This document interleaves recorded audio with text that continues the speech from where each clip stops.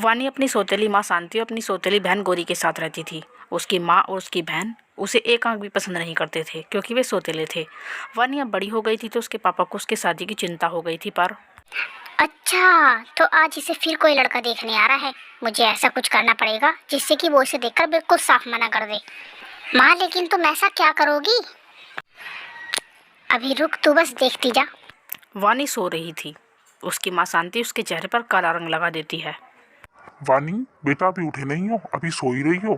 आज तुम्हें लड़के वाले देखने आ रहे हैं, अच्छे से तैयार हो जाना आज। अरे ये सब काम तुम मुझ पर छोड़ दो, मैं वानी को तैयार कर दूंगी। अरे ये तेरे मुंह पर काला रंग कैसे लग गया? वानी, ये चेहरे पर काला रंग कैसे लग गया? मुझे नहीं पता बाबा, ये काला रंग मेरे चेहरे पर कैसे आ गया। अब क्या होगा बेटी, मेहमान दोपहर तक आने वाले हैं। तू जल्दी से उठकर अपना मुंह धो ले, शायद साफ हो जाए। मेरा काम तो हो गया।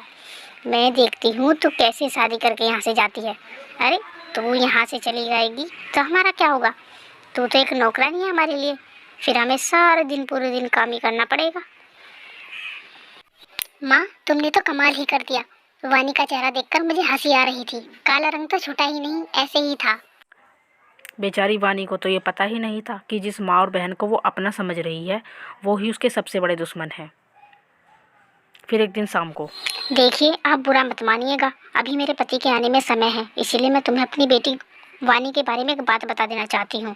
उसको मिर्गी के दौरे पड़ते हैं और तुम मेरे पति को मत बताना कि मैंने तुम्हें ये बात पहले से ही बता दी है। क्या?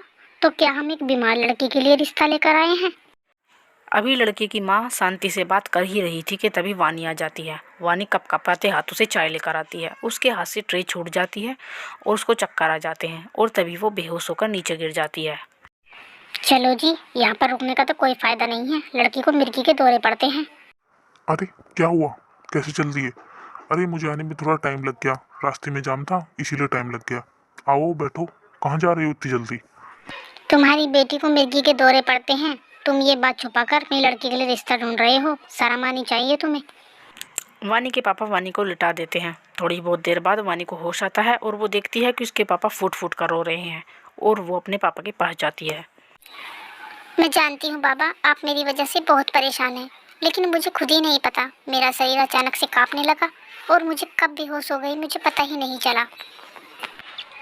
तुझे पता भी नहीं चलेगा।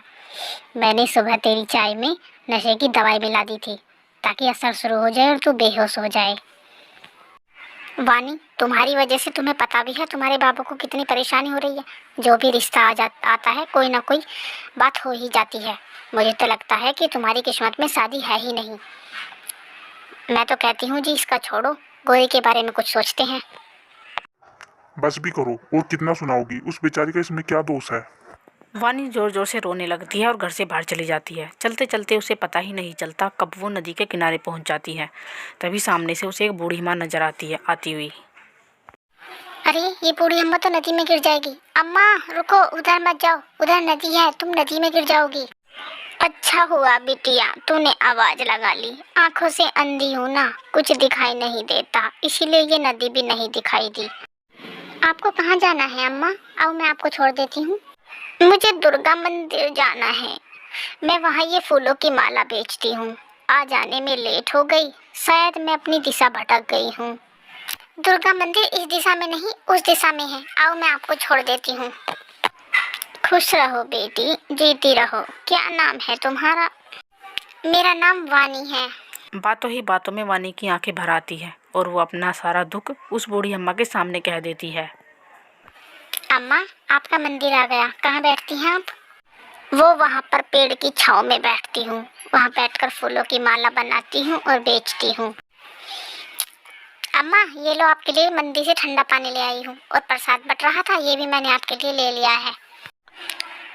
बेटी तुम बहुत दयालु हो, और ऐसे इंसान की भगवान हमेशा मदद करते हैं जो दूसरों की मदद करना चाहते हैं। ये लो फूलों की माला, तुम जब भी इसको पहनोगी एक सुंदर वेशभूषा में आ जाओगी, और इसको पहनने के पश्चात तुम्हारे ऊपर कोई भी किसी भी तरह की बाधा असर नहीं करेगी। लेकिन तुम ये फूलों की माला किसी को मत दिखाना। ठीक है अम्मा, मैं इसके बारे में किसी को नहीं बताऊंगी। आपका बहुत बहुत धन्यवाद। अब मैं चलती हूँ। वानी उस फूलों की माला को लेकर घर चली जाती है। बूढ़ी औरत उसे देखकर मुस्कुराती है, मानो कि वह कोई दिव्य शक्ति हो और वो वानी की मदद करने ही वहाँ पर आई हो। ऐसे ही कुछ दिनों बाद फिर से एक अच्छा रिश्ता वानी के लिए आता है और फिर से उसकी सौतेली माँ कोई षड्यंत्र रचती है और वानी उस फूलों की माला को पहनती है और एक बहुत सुंदर ड्रेस में आ जाती है। अरे वाह, आज तो तू खुद ही तैयार हो गई। ये ले, भगवान का प्रसाद खा ले, सब कुछ अच्छा होगा। हमें आपकी लड़की बहुत पसंद है। आप बस जल्दी से करके अब शादी की मुहूर्त निकलवा लीजिए। हलवे में नशे की दवाई मिलाई थी, उसने अभी तक असर क्यों नहीं किया? जी जी, मैं अपने पंडित जी से बात करके तुम्हें जल्दी ही खबर देता हूँ। आज उन बूढ़ी अम्मा का दिया हुआ जादुई हार पहनकर मेरे ऊपर कोई परेशानी नहीं आई। अच्छा, तो इस जादुई हार को पहनकर वानी पर उस दवाई का कोई असर नहीं हुआ। मैं आज इस हार को ही तोड़ दूंगी। माँ, जल्दी से हार को तोड़ दो, वरना वानी आ जाएगी। वानी घर से बाहर गई हुई थी और उसकी सौतेली माँ ने हार को उठाकर तोड़ दिया। कोई तभी बचाओ अचानक मुझे, आग लग मुझे गई बचाओ, और कोई वो बचाओ। जलने लगी। अरे माँ को बचाओ, माँ जल जाएगी। अरे गोरी, ये सब क्या? माँ के चारों तरफ आग। वानी जल्दी से बाल्टी की पानी भर के गिरती है और आग बुझ जाती है। वानी की सौतेली माँ उसके पापा को सब कुछ सच सच बता देती है और माफ़ी मांगती है। मुझे माफ कर दे वानी, मैंने तेरे साथ बहुत बुरा किया है। किसी ने सच ही कहा है, बुरा करने वाले के साथ बुरा ही होता है। वानी अपनी माँ को माफ़ कर देती है और फिर कुछ ही दिनों बाद धूमधाम से वानी की शादी की जाती है।